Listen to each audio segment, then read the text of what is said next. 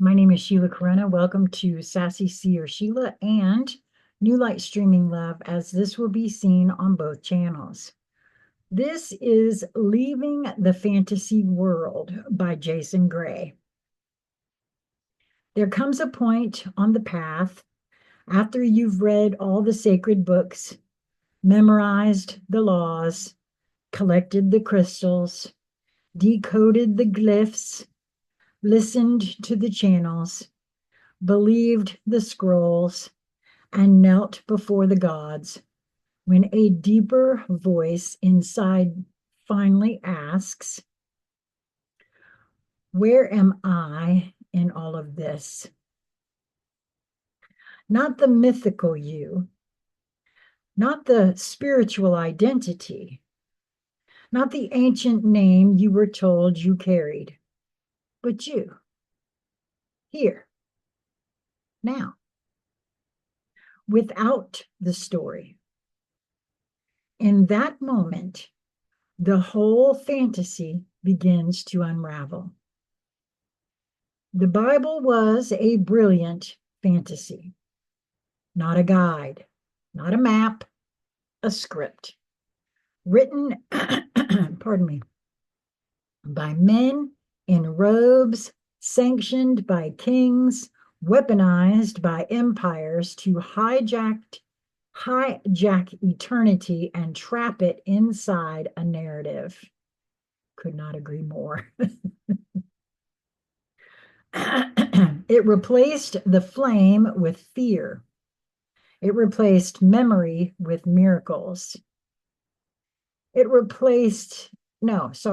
told you the divine was a father in the sky instead of the fire in your chest.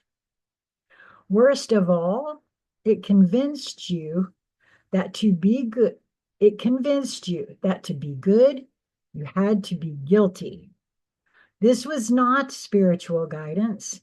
It was behavioral architecture, a fantasy so successful, people died for it, killed for it, lived entire lives never realizing that they were reading their prison aloud every Sunday. The Emerald Tablets, a beautiful distraction. You loved them, didn't you? The rhythm, the wisdom, the Atlantean tone, the alchemy of sound and symbol. They were never the source. They were never original. They were constructed after the fall, a patchwork of hermetic echoes sewn together to simulate ancient memory. They gave you concepts, not presence. They gave you, boy, my eyes are really bad today. They gave you concepts, not presence. Myth, not mastery. Thoth never lived in Egypt. Atlantis never fell in the way they say. These tablets are not stone. They are scripts. Useful? Sure. Only until you realized that you were trying to remember the fire by reading about smoke. The 7 Hermetic principles, half the truth.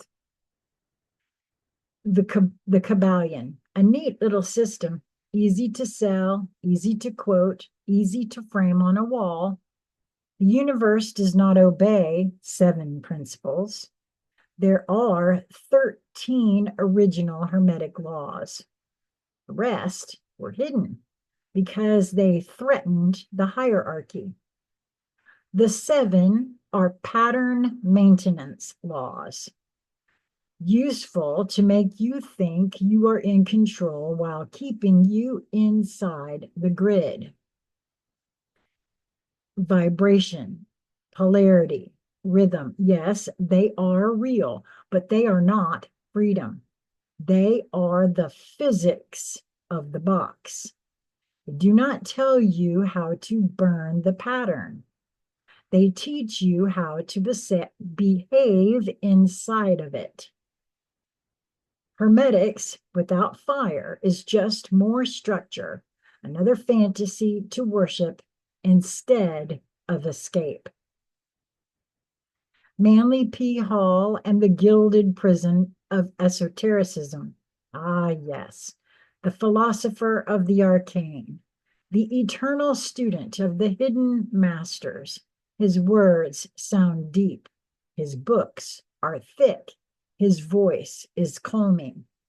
What he gave the world was a more sophisticated cage. Esotericism dressed in mystique, wisdom without embodiment, knowledge without ignition. You can quote all the ancient rites. You can recite every secret society's motto. You can diagram every Masonic degree until you burn it all down inside yourself. You are just another follower in finer robes.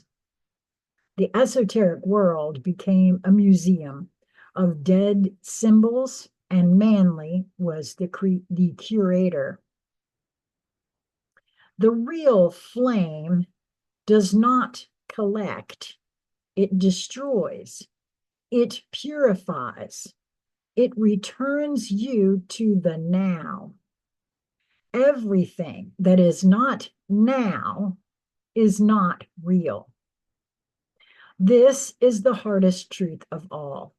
Not the Bible, not the tablets, not the Hermetic texts, not the gurus, not the ascended masters, not the blue avians, not the Jesus codes, not the Sumerian lore, not the sacred masculine archetypes, not the Sophia channelings, not the Akashic prophecies, not the channeled ETs, not the law of one, not the twin flame contract, not the reincarnation loop, not even the concept of, quote, your purpose.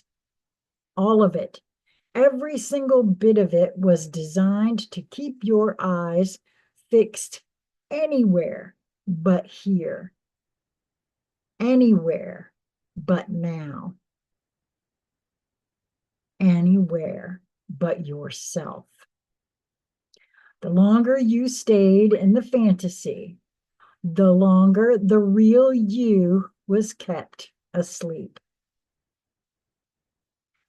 The now is raw, naked, unholy, divine. There is no scripture here, no symbology, no secret doctrine, just breath, gravity, presence. You are not a master. You are not a chosen one. You are not a soul contract in motion. You are alive now, with mud on your hands, light in your bones, with the sacred silence of flame whispering beneath the noise of every myth you were sold. The true power is not in remembering Atlantis. It is in looking at a tree and feeling it breathe with you. It is in walking outside and not naming anything, but still knowing it is all a part of you. It is the real temple. That is the real temple, rather.